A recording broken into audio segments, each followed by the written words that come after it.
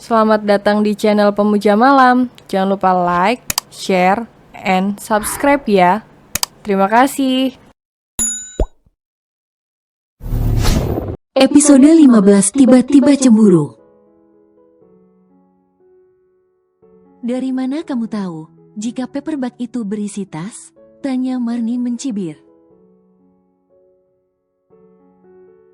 Kan sekarang banyak artis-artis yang memamerkan tas mereka. Dan yang aku ingat, tas Vira juga sama dua dengan artis tersebut.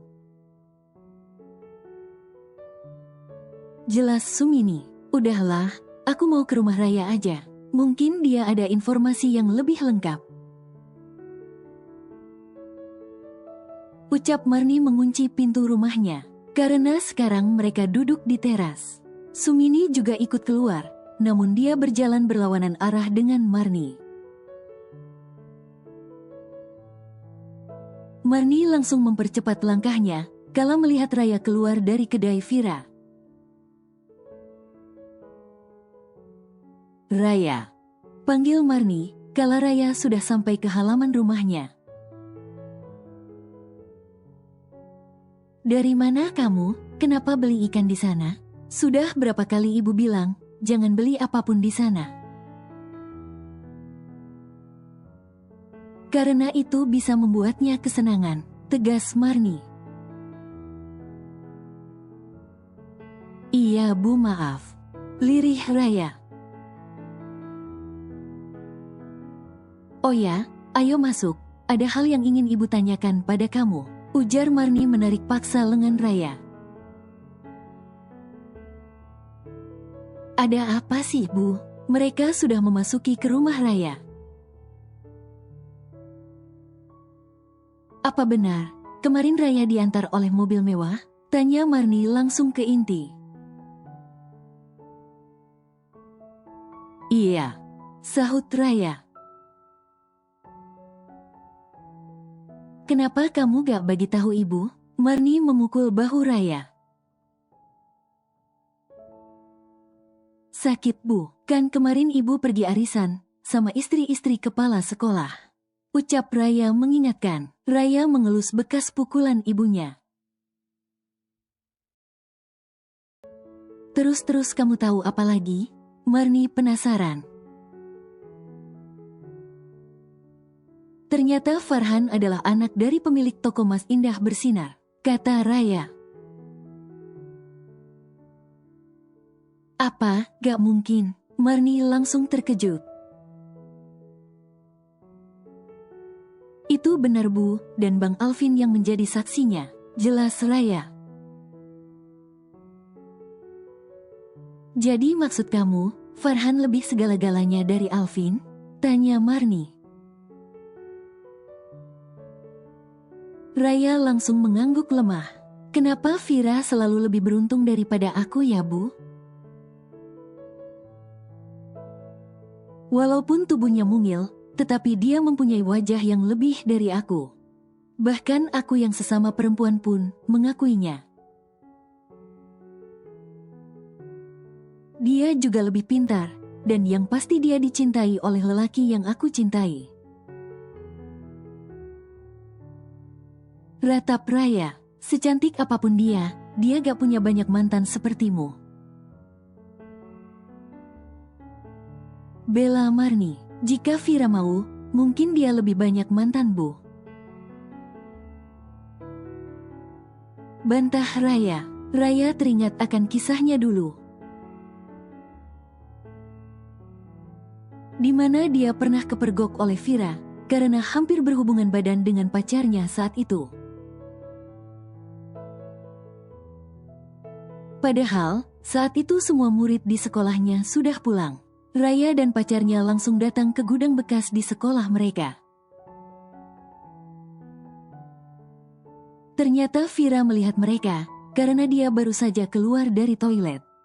Karena sepasang kekasih yang sedang dimabukkan cinta itu lupa mengunci pintu. Akhirnya Vira melihat aksi mereka. Bahkan mereka berdua sama-sama sudah menenggal pakaian atas mereka.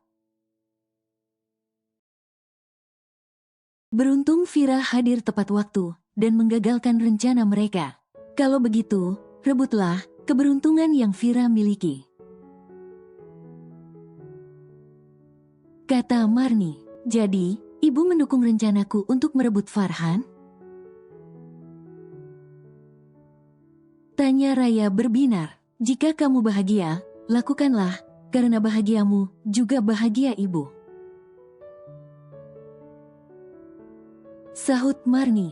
Malamnya, Marni langsung menceritakan apa yang diketahuinya pada Danu.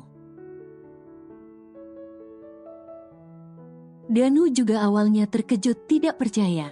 Apalagi sebelumnya, Danu juga sempat menghina Farhan yang hanya menggunakan motor butut.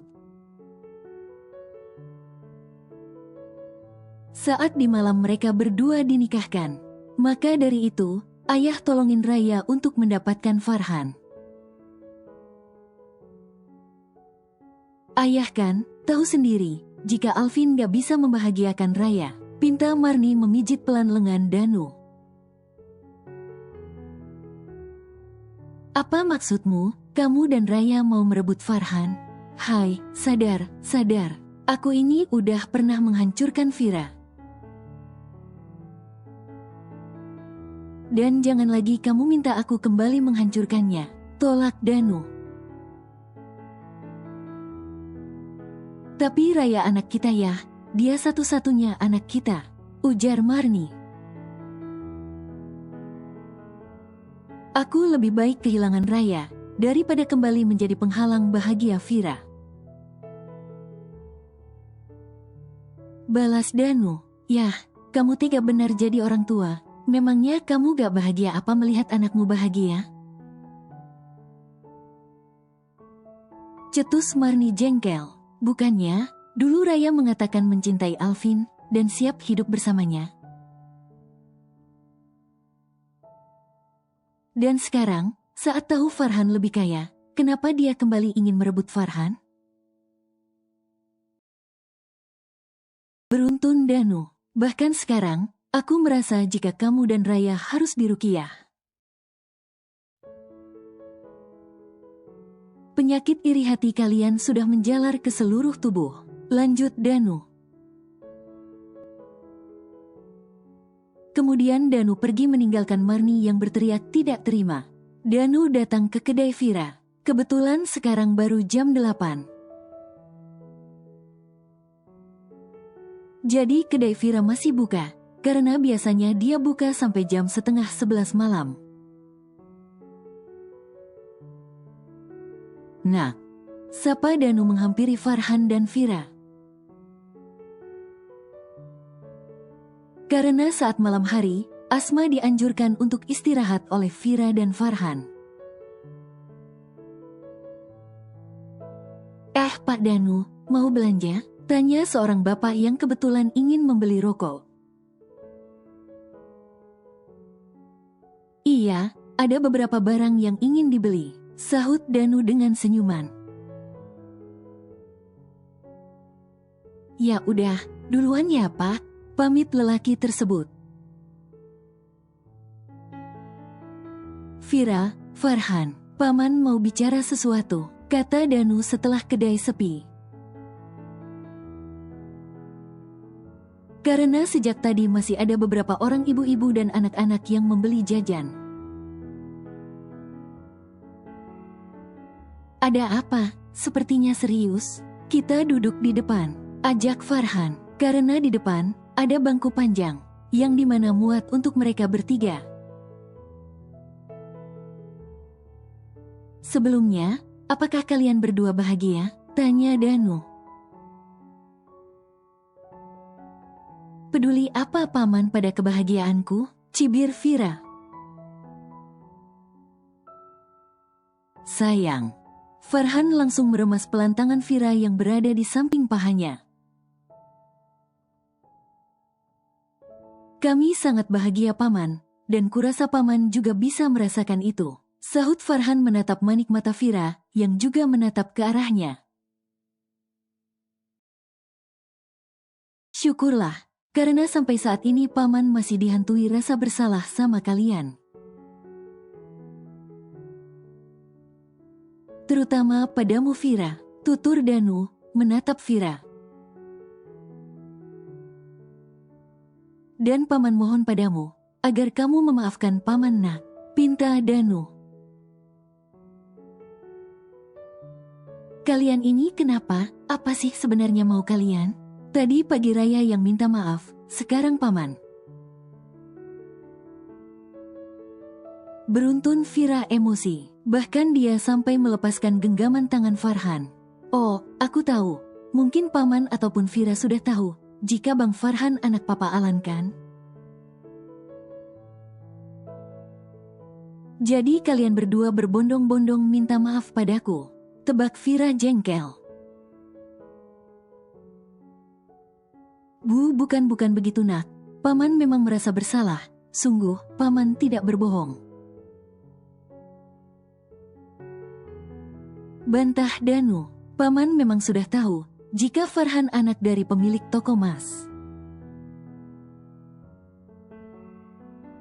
Tapi, bukan karena itu paman minta maaf. Bukan Fira, bukan. Tekan Danu merasa sedih.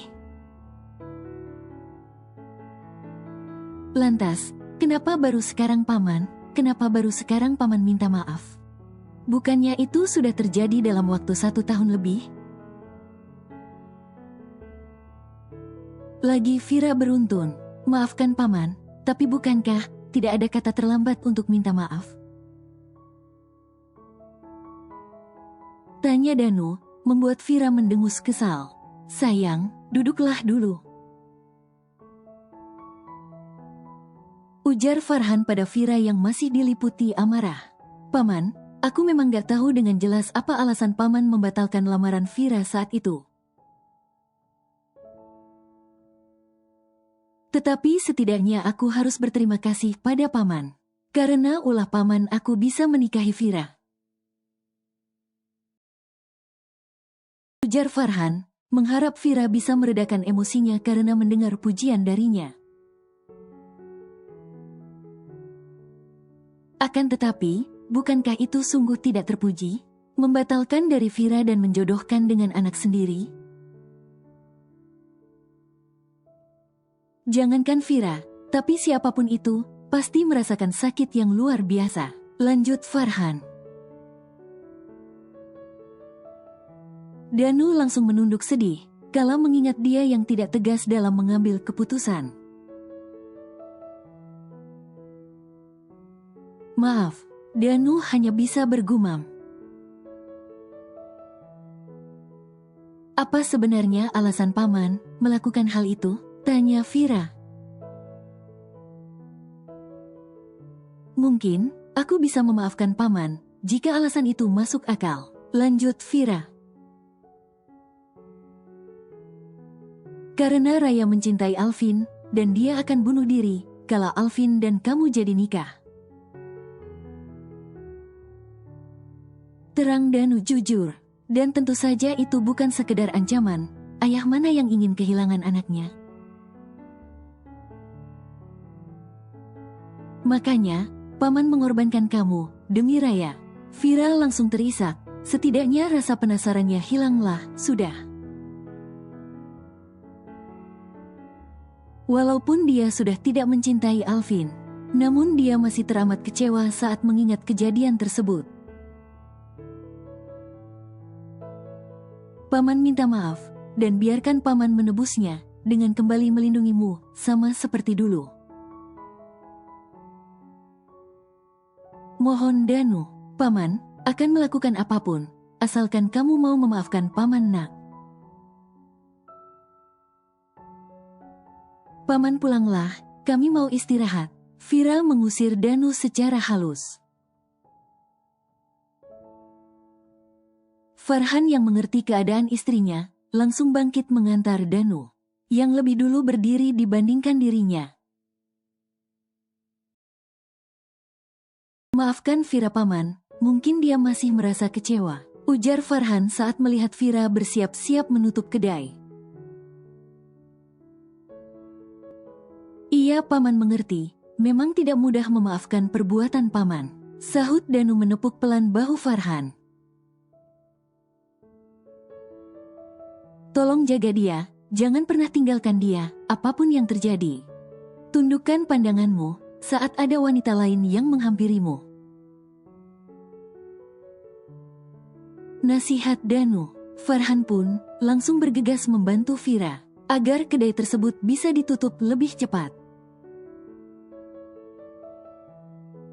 Saat di kamar, Fira kembali meluapkan emosinya.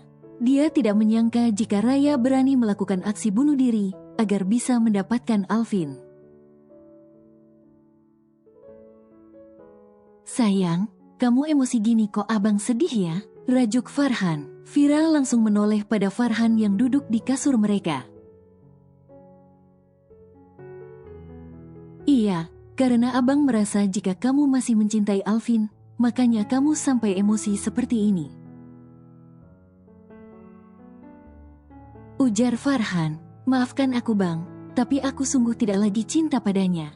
Bahkan aku membencinya. Jelas Fira, tapi bukankah cinta dan benci itu beda tipis? Farhan mulai cemburu. Tapi, kamulah satu-satunya lelaki yang aku cintai. Kamu adalah suamiku, milikku, dan separuh jiwaku. Ucap Fira, merayu Farhan. Bukankah kamu dulu juga mengatakannya pada Alvin? Entah kenapa Farhan tiba-tiba cemburu. Dan kamu percaya, bukankah cinta seorang istri hanya pada suami? Bukan pada lelaki yang bahkan tidak ingin aku pandangi, apalagi aku ratapi. Ujar Fira. Tetapi, kenapa sampai segitunya sayang? Kenapa sampai segitunya kamu marah bahkan bisa dikatakan benci pada pamanmu? Mungkin inilah jalan takdir kita. Kamu jodoh yang Tuhan siapkan untukku. Makanya kamu batal lamaran sama Alvin. Kamu jodohku Fira. Tekan Farhan. Maafkan aku abang, aku hanya kecewa, bukan membenci. Bela Fira. Kemudian dia langsung merebahkan kepalanya pada pangkuan Farhan. Hal yang sangat disukainya, bahkan menarik tangan Farhan agar mengelus lembut rambut panjangnya. Berikan aku waktu untuk memaafkan Paman Danu. Aku tidak membencinya, karena sadar, selama ini dialah yang membantu kehidupan kami. Cuma sedikit kecewa, lirih Fira. Alvin pulang ke rumah saat malam sudah larut. Dia sedikit heran kala tidak mendapatkan omelan dari Raya. Biasanya, telat 15 menit saja, Raya sudah curiga. Raya juga semakin aneh. Dia bahkan tidak mencoba merayu Alvin, kala Alvin sudah mandi. Kamu kenapa? Tanya Alvin kala mengambil pakaian di lemari. Emang aku kenapa? Raya balik bertanya, akan tetapi tak sedikit pun, dia memandangi wajah dari suaminya. Kamu hari ini aneh, gak kayak biasanya, sahut Alvin. Emang kamu mau aku gimana? Seperti biasa, jangan harap. Karena bagaimanapun aku memperlakukan kamu, di hatimu tetap hanya bertahta Fira kan? Cibir Raya, itu urusanku, dan seharusnya kamu berkewajiban melakukan tugasmu sebagai seorang istri. Kan Alvin mencengkeram dagu Raya. Lepaskan Alvin, jangan coba-coba menyiksaku. Ingatlah, di rahimku ada benihmu. Raya balik menekan, layani aku. Perintah Al, keluar, dan minta Fira untuk melayanimu. Bukankah kamu mencintainya? Ujar Raya menyindir. Kamu udah bisa melawan ya? Alvin geram dan kembali memaksa Raya untuk menuntaskan nafsunya. Lain kali, jangan menolak saat suami minta dilayani. Ucap Alvin dengan napas terengah-engah. Akan tetapi Raya membuang muka akibat kesal. Vira memang cintanya Alvin, akan tetapi kebutuhannya harus tetap disalurkan.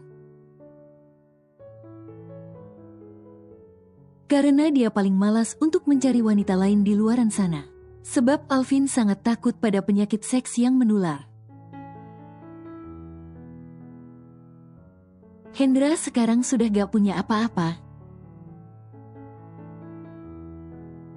Bahkan semua uang dan juga emas miliknya disita oleh perusahaan. Dia tidak bisa mengelak, karena semua bukti memang menyatakan kalau dia bersalah. Dan Hendra tidak membantah tentang hal itu. Sekarang, uang di dompetnya hanya tinggal 1 lembar uang merah. Dia langsung menyewa taksi dan menuju ke rumah Alvin. Dia akan meminta Alvin untuk merawatnya barang sejenak, sampai waktu dia bisa menemukan Ratih. Sedangkan Ratih malah merasa sangat bahagia karena bisa jauh dari suaminya. Dia disayang oleh para muda-mudi penghuni kontrakan yang sama dengannya. Karena kehadiran Ratih di sana, sangat membantu mereka untuk selalu sarapan tepat waktu. Bahkan Ratih tidak segan-segan memberi mereka hutang, tapi dengan batas 3 kali makan. Setelahnya, sebelum mereka bisa membayar hutang yang sebelumnya, Ratih tidak akan memberi mereka berhutang terlebih dahulu. Hendra tiba di rumah Alvin, berhubung ini hari Minggu. Alvin pun berada di rumah, duduk di teras. Memandang ke arah Vira yang juga sedang bermesraan bersama Farhan di teras rumahnya. Ya, sejak tahu dia anak siapa, Farhan tidak lagi bekerja sebagai penjual buah. Dia akan disiapkan untuk menjadi pengganti Hendra, ataupun mengurus salah satu toko emas milik orang tuanya. Ayah, ujar Alvin terkejut kala melihat Hendra turun dari mobil dan membawa beberapa koper juga tas. Ada apa? Kenapa kesini? Mama mana? Beruntun Alvin menyapa ayahnya. Rumah telah disita, dan sekarang ayah gak punya apa-apa. Sedangkan mamamu, dia telah kabur. Jelas Hendra dengan sedih. Kabur? Kabur kenapa? Dan sejak kapan? Beruntun Alvin, karena Hendra menggantung ucapannya. Pasti mama kembali mendapatkan siksaan dari ayah kan? Tebak Alvin, dan Hendra hanya membisu. Mendengar suara ribut-ribut dari luar, Raya langsung mengecek kejadian di luar. Ada apa? Dan koper siapa ini? Tanya Raya. Ini, ayah mau izin tinggal di sini, seru Alvin. Silahkan masuk ya, ajak Alvin membawa koper Hendra. Gak boleh, ini rumah kita, aku gak mau ada orang lain di sini. Raya menghalangi pintu. Ini rumahku Raya, aku membelinya pakai uangku sendiri. Jadi, kamu tidak berhak melarang orang tuaku. Sentak Alvin. Mendengar itu, Hendra hanya bisa menghela napas pelan. Andai Ratih bersamanya, mungkin ini semua tidak terasa berat untuk dihadapinya. Sudahlah Alvin, tolong hantarkan ayah untuk mencari mamamu. Dan biarkan barang-barang ini ayah titip sementara. Ujar Hendra. Raya memang sudah tahu jika Hendra melakukan tindakan korupsi. Makanya dia tidak terlalu terkejut kalau Hendra membawakan barang-barangnya ke rumah mereka. Yang dia herankan ialah kemana mama mertuanya pergi. Hendra dan Alvin memutuskan untuk mencari-cari keberadaan Ratih. Di setiap kontrakan dan kosan yang berada di kota mereka. Untungnya, foto Ratih ada di ponsel Alvin. Jadi, itu memudahkan mereka dalam melakukan aksi pencarian. Sudah hampir malam hari, Alvin dan Hendra mendatangi kontrakan kecil yang ditempati Ratih. Hendra bahkan menyuruh Alvin untuk menyerah. Dikarenakan kontrakan kecil ini, tidak mungkin Ratih berada di sana. Beruntung, Alvin mempunyai sifat keras kepala. Ini, penghuni kontrakan nomor 9. Dia memang berada di sini. Kata pemilik kontrakan saat melihat foto Ratih. Ternyata dia orang kaya ya, kami gak menyangka sih. Karena kesehariannya berjualan sarapan di depan kontrakan, ujar istri dari pemilik kontrakan. Alvin dan Hendra langsung saling pandang. Maaf, bisa izinkan kami untuk bertemu dengan mama saya? Tanya Alvin hati-hati. Oh, tentu saja. Sahut lelaki itu.